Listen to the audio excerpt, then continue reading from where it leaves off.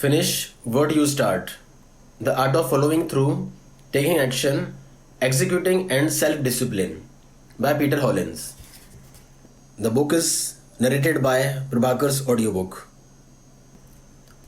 Chapter 1. Stop thinking, just execute. Esther has thought about it a million times, stuck in a dead end desk job for the last 6 years. She has fantasized about not having to deal with the monotony of paperwork, not having to report to a demanding boss, and not having to leave her 2 year old son at the daycare center every day. And exactly how were such fantasies supposed to be realized when she had to earn a living to make ends meet for her family? She had the answer. She figured she would start her own baking business right at home. It was all just a fantasy, a thought she had conjured to get her through difficult days at work. But one day, something felt different. For some reason, she finally decided she's going for it. After all, baking was her one true passion. For years, she had been baking cakes and cookies for her friends, who all said she should think of turning it into a business. So maybe it wasn't such a bad idea, right? So began Esther's quest to open her baking business. She didn't quit her job just yet, but filed for a 2 week vacation leave to start testing the waters. First, she thought research. She figured that she needed to get this business things all figured out in her head first, before she took any further step forward. The more prepared and planned she was, the better. She intended to research everything there is to know about starting such a venture, from recipes to finance management. She also planned to survey her friends and entire neighborhood to get a feel of the market needs. It was all starting to take shape in her head. Unfortunately, whatever took shape in Esther's head stayed there and never found its way out. The thought of having to learn everything about how to start and run a baking business from scratch overwhelmed Esther so much that she was paralyzed from taking any action in that direction. Taxes, business filing, leases, all she wanted to do was bake. When her vacation days started, she always found things to do other than what she has initially planned. She spent her days sleeping in, doting on her son, busying herself with home projects, and catching up with her friends and neighbors, and not even to ask them for marketing input. She was too worried if she started telling people about wanting to start a business, they might think she was too ambitious for her level of talent, expect her to fail, or worse, expect her to succeed. She couldn't deal with the idea of expectation hanging over her head. 2 weeks thus came and went, and all Esther managed to do was put the vacation in vacation leave. As she headed back to work, the thought of running her own baking business kept on replaying in her head, still more a fantasy than a plan. She had a feeling she would continue to think about it several million times more. What is following through? What do you suppose went wrong in Esther's situation? Did she lack focus, self discipline, action, persistence? If you say she lacked all of the above, you are pointing to actually just one concept: following through. Following through is related to focus, self discipline, action, and persistence. But it is not synonymous to any of them. Rather, it is a composite of all of them. A bit like how those big Japanese anime robots come to be formed by the fusion of small individual robot parts. Power Rangers or Voltron, to be specific. And much like how each smaller robot forms a different body part in a big robot, so too does each of these four elements: focus, self discipline, action, and persistence, corresponding to a body part that, when pieced with the others, forms the whole of following through. Focus. Following through involves having focus. It's akin to the head because it is focus that keeps your head in the game and your eyes on the prize. Focus guides your thoughts in figuring out how to follow through and direct your action toward achieving your vision. See, following through is not just about exerting effort. It's about exerting efforts that's concentrated on a single goal. With focus, no effort is wasted. What's followed is a single line of sight. So, what's pursued is the single most direct way towards a goal. Going back to Esther's situation, had she been focused on her dream of starting a business, she wouldn't structured her free time better, scheduling activities in view of realizing that dream. The spine, self-discipline. The spine of following through, self-discipline is what enables you to get your head down and work when you need to, even if you don't want to. It's the ability to control yourself so that you retain focus on what needs to be done, despite the temptations and distractions you may encounter. This element is essential to following through because it's what gives you power to regulate your own thoughts, feelings, and actions towards ends that are meaningful to you. Without self discipline, you won't be able to consistently exert effort on something until it's done, which is what following through is all about.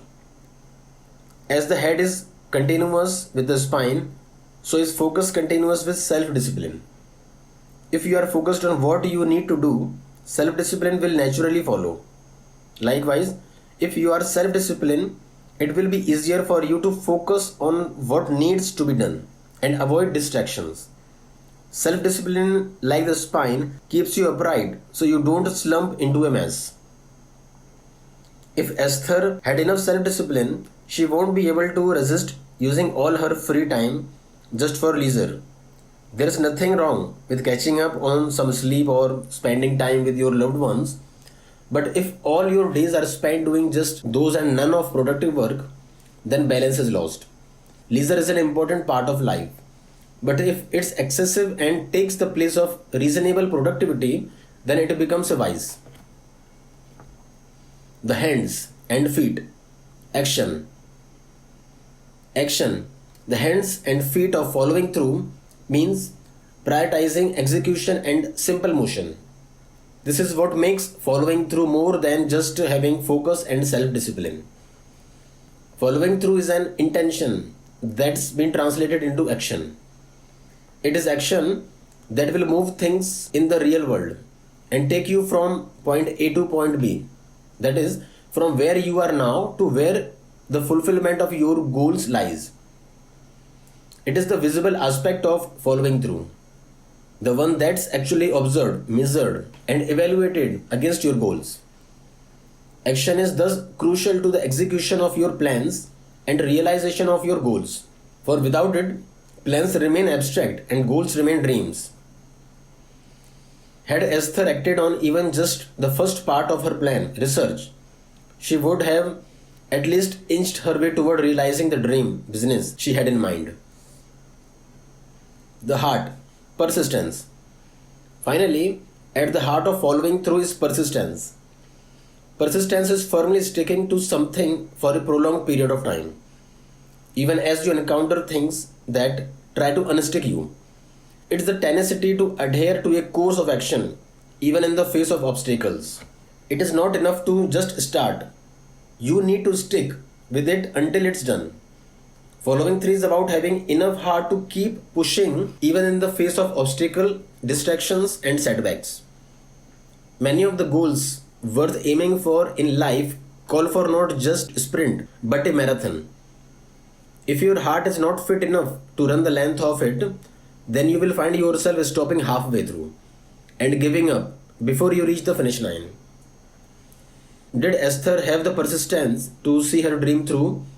It seems this question isn't even available to ask in Esther's case, as the question of persistence can only arise if one has in fact taken enough action to get to encounter several roadblocks over an extended period of time. Since Esther stopped before she even began, the question of persistence wasn't even in the equation for her. So there you have it. The individual parts, focus, self-discipline, action and persistence, all combined to be the super robot called following through and finishing what you start. It's gratifying and fulfilling to be able to pull together focus, self discipline, action, and persistence within ourselves and get to watch our dreams be turned into reality as a result of it. But if following through is so awesome, why don't we all just do it all the time? The short answer is because it's hard. The long answer, which also explains why it's hard, is detailed below. Why don't we follow through? When it comes to thinking up what we want to do, what we need to do, or what other people need to do, we are usually experts. Our ideas run wild. The blueprint in our heads get magically written out with not much effort. And the mental picture of us living our dreams comes into sharp focus faster than we can say cheese. But when it comes to actually getting off our butts and following through with actions, we are usually not only amateur but also unwilling participant. When it comes down to it, we often can't find the focus, self discipline, action, and persistence needed to get the job done. Sometimes we go into the battle without our head or our spine. Other times we lack our hands and feet or our hearts. We think we could just call on these parts to get together when we need them to. But we arrive at the battleground only to discover that it's never as easy as we thought it would be. The excitement and enthusiasm with which we thought out all our dreams and plans fizzle out as soon as we realize the amount of hard work we need to put in to turn these dreams into reality, to bring these plans into life. We don't follow through, and it's not for lack of ability or intelligence. No. We don't follow through for two main reasons. We have an entire selection of inhibiting tactics and or psychological roadblocks that hinder us from finishing what we start. We will cover each of those in turn below. Inhibiting tactics. Inhibiting tactics refers to our schemes for misusing time and effort with the end result of our being held back from following through. These are ways we sabotage ourselves, sometimes consciously. These tactics, which includes setting bad goals, procrastination, indulging in temptation and distractions, and poor time management, inhibit us from maximizing the time and energy we have toward productive ends. Setting bad goals. One way we handicap ourselves from following through is by setting bad goals, such as those that are too abstract or downright impossible. Setting bad goals is like buying the wrong map road trip. It prevents us from following through because the directions are skewed and confusing. It eventually causes us to lose patience and will to keep on in our journey, which we often end up abandoning halfway through. Whenever goals are too abstract, we find ourselves lost as to what needs to be done in order to reach them. For example, if we say our goal is to be healthier and yet don't even specify what we mean by healthier, we are less likely to take steps toward accomplishing it. We want to follow through, but we don't know how. When our goals are too high or unrealistic for any mortal to reach, we find ourselves looking up at an impossible high ladder without rungs. The beauty of this is that no one would be able to accuse us of not trying hard enough to climb because there are no rungs in the first place. We are absolved from the guilt of not following through. Take, for instance, a plant manager aiming to double the manufacturing output despite real logistic limitations. Since the goal is impossible to achieve anyway, whether he follows through or not wouldn't make a difference. And so he's saved from both the trouble of having to follow through and the guilt from not doing so. Procrastination. This is one of the most widely used tactics in the book. We are somehow exceptionally talented at delaying work until we absolutely need to do it, until the very last minute. In fact, we are so talented at delaying work that we could convince others and even ourselves that we are already working even when we are not. One way we procrastinate is with endless planning. We plan all the details of our work, and once we are done planning, we decided that either the plan needs revising or the task itself needs to be scrapped. Then we plan for a new task, and so on. All the while conveniently unaware of the fact that all the planning we are doing is also a form of procrastination. Ultimately, it's something best referred to as productive procrastination because it feels like you are getting somewhere, but you are really just moving at the same place. If we can get away with putting off a task at the moment, we tend to do so because it's easy, comfortable, and stress free. This is how a lot of would have been success stories get to be just that, would have been. A lifetime string of letters end up being woven into the noose of never. Temptation and distractions. The road of following through would be easy enough to tread without delay if it were like a hallmark with blank walls on either side. If you didn't have a choice, you might very well put your head down and work, but no. This road is lined with all sort of tiny trinkets, glittering detour signs, and inviting rest stops. Temptation and distractions come aplenty these days, with something as simple as a red notification alert on your phone screen, flooding our brains with feel-good chemical that in turn keep us glued to our phone even longer. Take for example a marketing officer tasked to develop a campaign to promote a new product.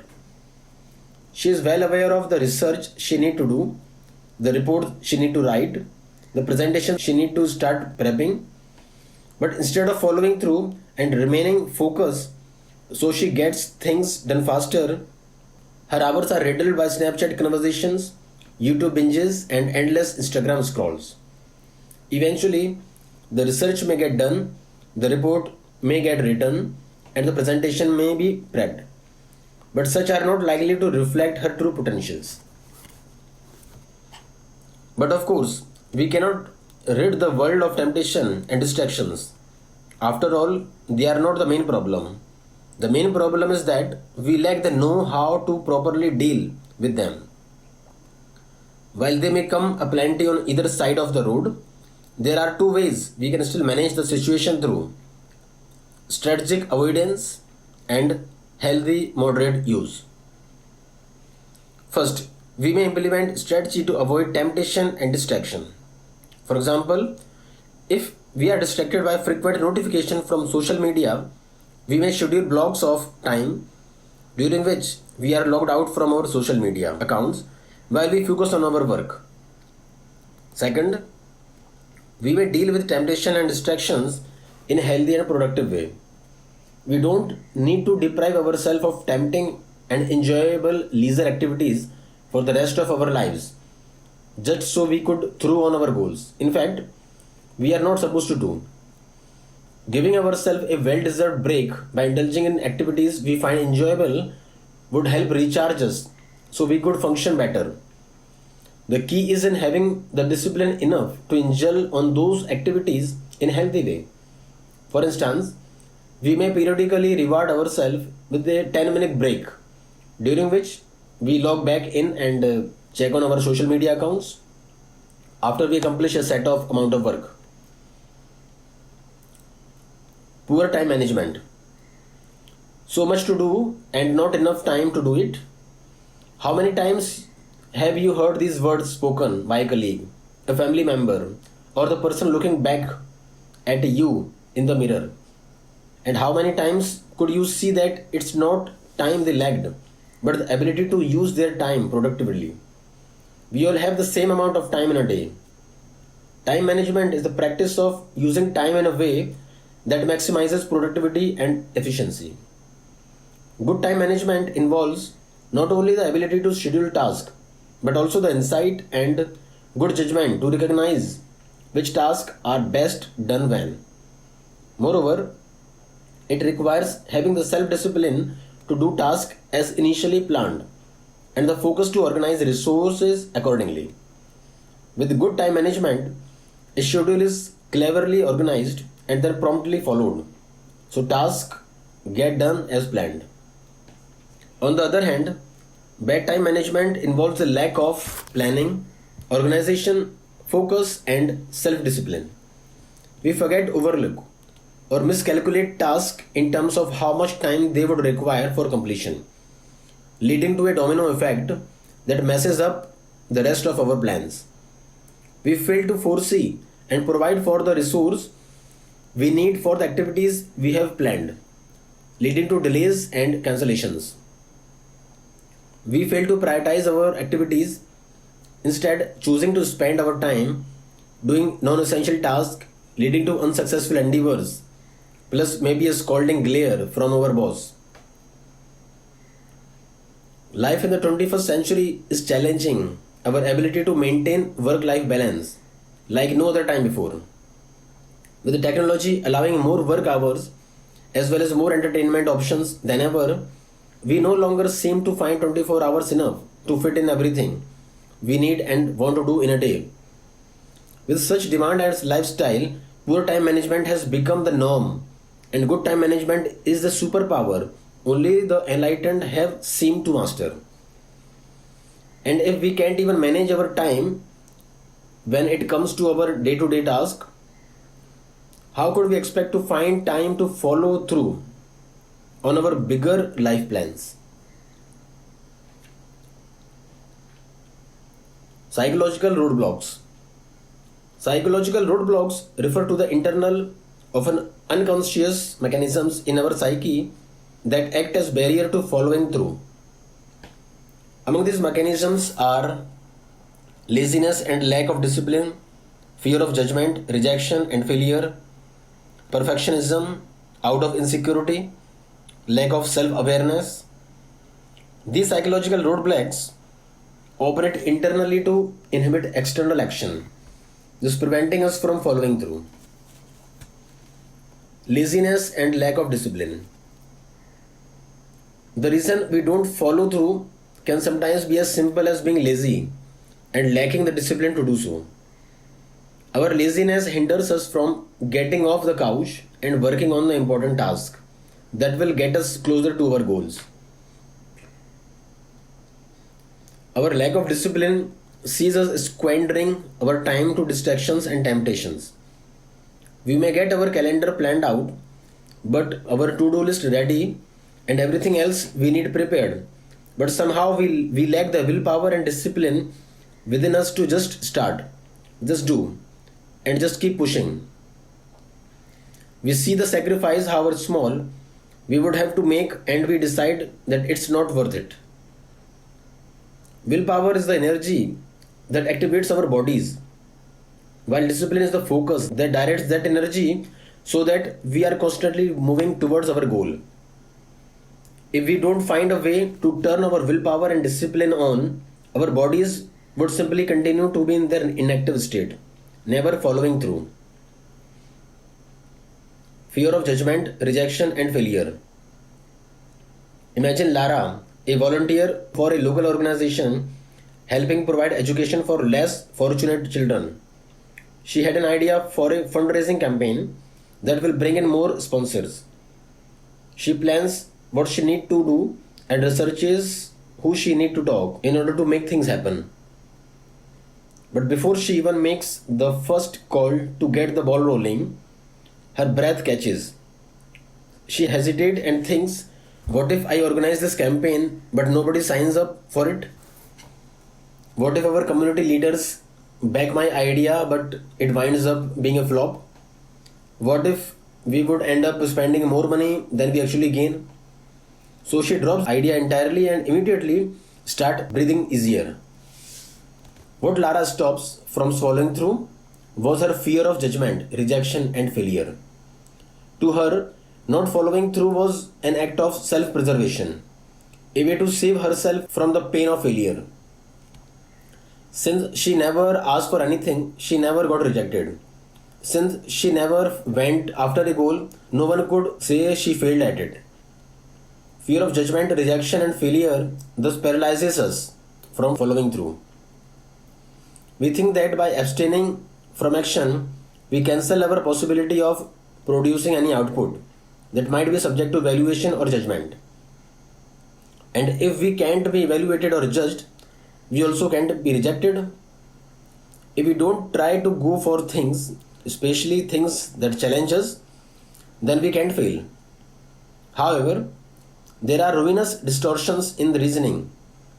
By not acting or not following through, we have already judged and rejected ourselves even before we have started. We have already failed the moment we decided not to try. Perfectionism out of insecurity. Paul has been planning to apply for promotion for several years now. He has been putting in the effort to upgrade his professional knowledge and skills, attending seminars, taking certification exams, and enrolling in postgraduate classes. He wants his resume to be perfect so that when he does apply for promotion, he can be sure he will get it. For Paul, it was either perfection or nothing.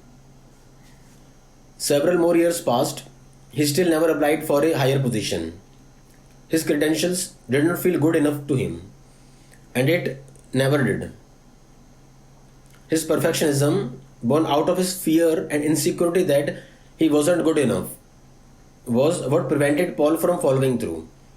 Instead of taking action that would move him forward, he focused his energy on over planning and striving for perfection, ultimately leading to stagnation.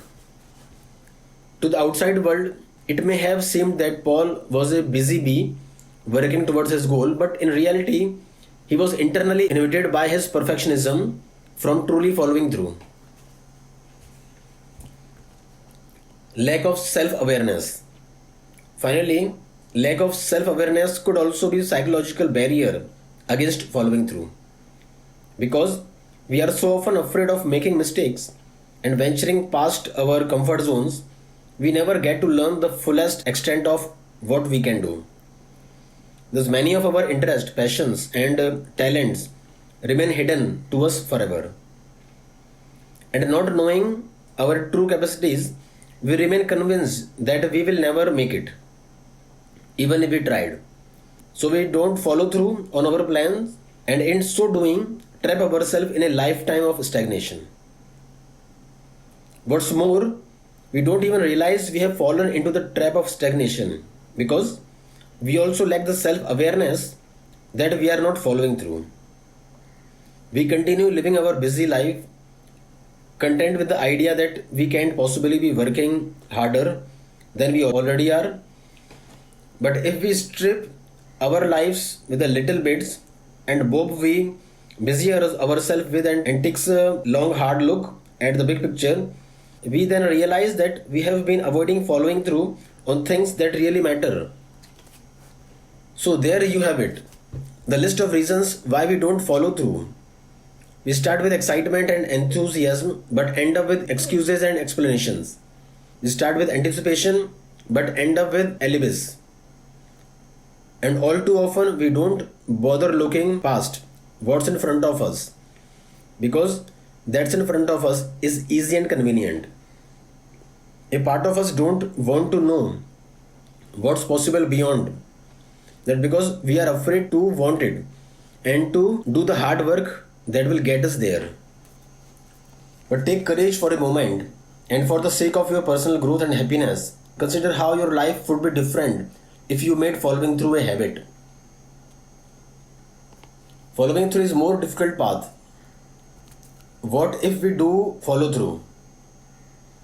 Following through is the more difficult path, but the benefits it can yield make the journey worth the struggle.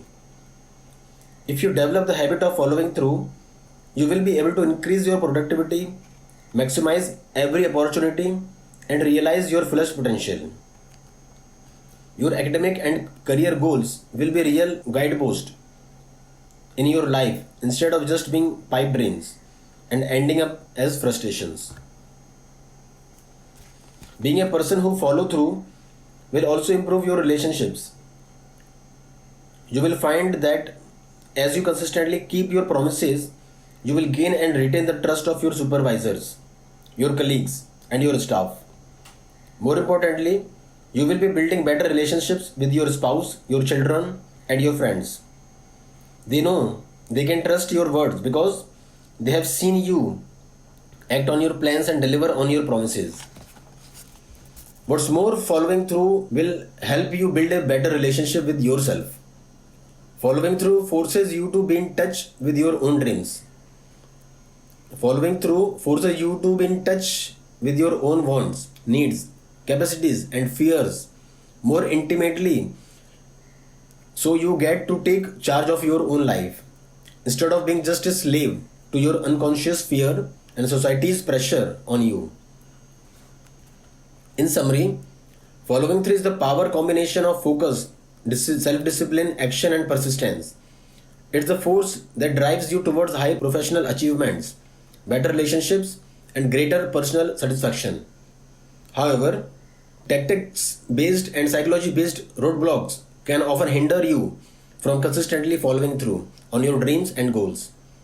You may have the passion and motivation to do something at first, but the fire within you is likely to down somewhere along the way. To reignite it, you must first understand what's holding you back, then equip yourself with the right tactic and psychological tool to help you follow through on the things you start. Recall the story of Esther told at the beginning of this chapter. She took a leave in the hope of getting to start on her own business, but she failed to follow through because she was tempted to indulge in pleasurable distraction and was taken by her fear of rejection and failure. Instead of using the time she had to set a realistic goal and follow through on building the life of her dreams, she ended up returning to a life she didn't enjoy living. Imagine if Esther was aware of the barriers that were keeping her from following through.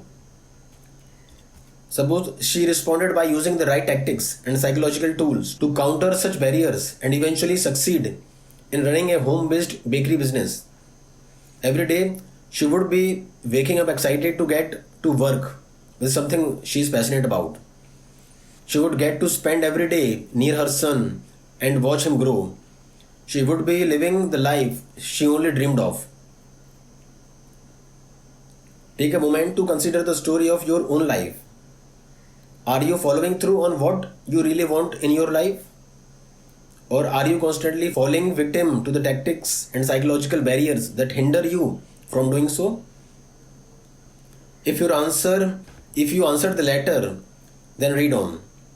The following pages will equip you with the tools you need and show you that way toward developing in yourself the all important power of following through. Takeaways.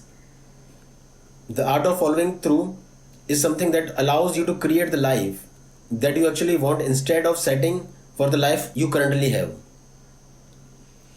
It can be said to be composed of four parts: focus, self discipline, action, and persistence, all equally important.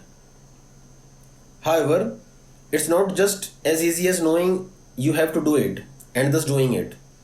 There are powerful reasons we don't finish what we start and follow through very often. These reasons can generally be split into two camps: inhibiting tactics and psychological roadblocks. Inhibiting tactics are the way we plan against ourselves without even realizing it. They include setting bad goals, procrastination, indulging in temptation and distractions, and poor time management. Psychological roadblocks are the ways we don't follow through because we are unconsciously protecting ourselves. These include laziness and lack of discipline, fear of judgment, rejection and failure, perfectionism out of insecurity, and lack of self awareness.